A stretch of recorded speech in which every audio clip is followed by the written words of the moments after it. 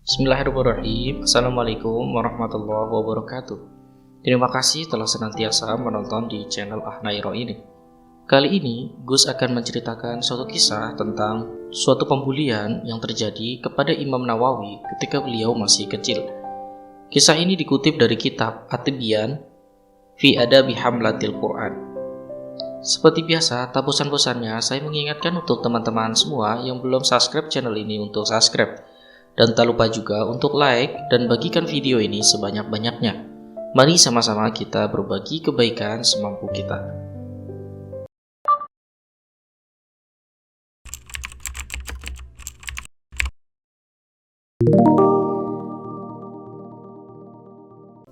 Kisah diawali ketika Imam Nawawi masih kecil.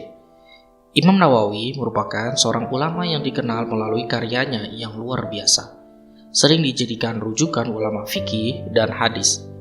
Beliau adalah keturunan imigran berbangsa Arab di desa Nawa, Damaskus. Ia tumbuh dalam pendidikan agama di rumah dan di masyarakat yang baik.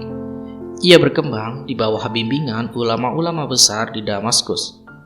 Imam Nawawi kecil tumbuh berkembang sebagaimana anak-anak kecil di berbagai belahan dunia lainnya. Ia bermain bersama anak-anak tetangga seusianya. Waktu terus berjalan.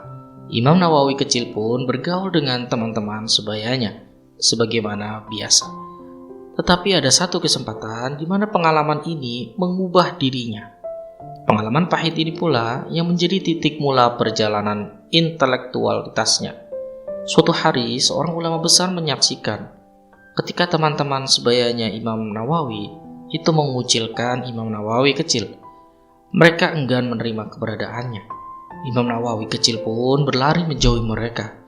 Air matanya menetes dalam kesendirian.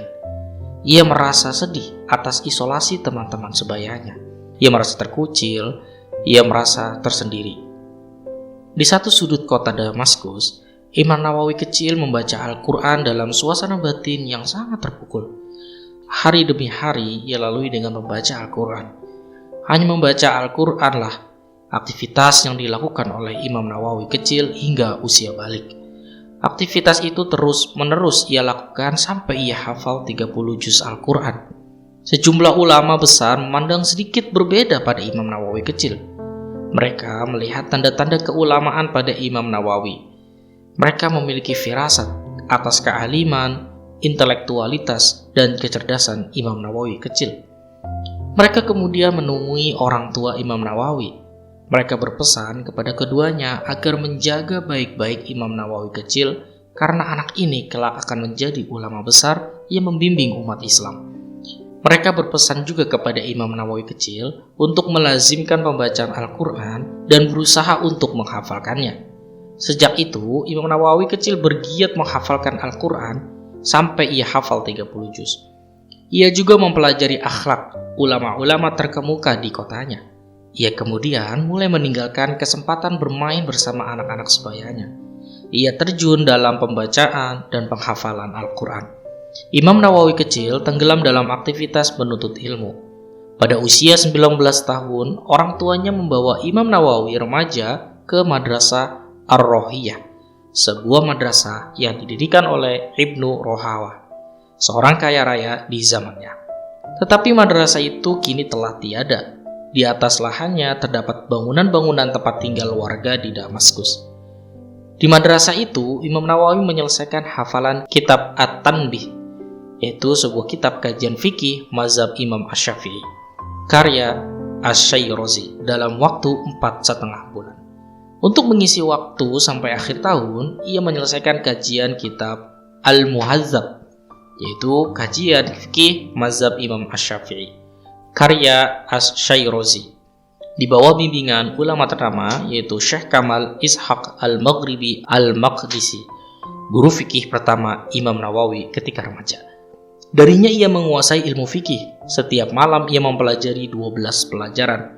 Mata pelajaran yang dipelajarinya adalah Al-Wasit karya Al-Ghazali, Al-Muhazzab karya Asy-Syairazi, Al-Jama'u Bainas Sahihayn karya Al-Humaydi, Sahih Muslim, Al-Luma' karya Ibnu Zini, dan masih banyak kitab-kitab yang beliau pelajari. Imam An-Nawawi remaja tidak pernah melewatkan waktunya dari pembelajaran. Dalam perjalanan pun ia memanfaatkan waktunya untuk membaca dan memutolaah pelajarannya. Ia mempelajari hadis, integritas perawi hadis, syarah hadis, tafsir, fikih, usuluddin, tasawuf, dan shorof. Kitab yang pernah dipelajari Imam Nawawi adalah Sahih Bukhari, Sahih Muslim, Sunan Abu Dawud, Sunan At-Tirmizi, Sunan An-Nasa'i, Sunan Ibnu Majah, Al-Muwatta, Musnad Asy-Syafi'i, Musnad Ahmad bin Hanbal, Sunan Ad-Darimi, Musnad Abi Ya'la, Sahih Abi Awanah, Sunnah Ad-Daruqutni, Sunnah Al-Baihaqi, dan masih banyak kitab-kitab yang beliau pelajari. Dari tangan ulama-ulama terkemuka di Damaskus, Imam Nawawi remaja tumbuh sebagai pemuda yang menguasai berbagai ilmu, terutama fikih, hadis, dan akhlak. Ia menjadi ulama terkemuka, bukan ulama pinggiran di lingkungan mazhab Asy-Syafi'i. Karya-karyanya menjadi rujukan ulama di masanya dan sesudahnya.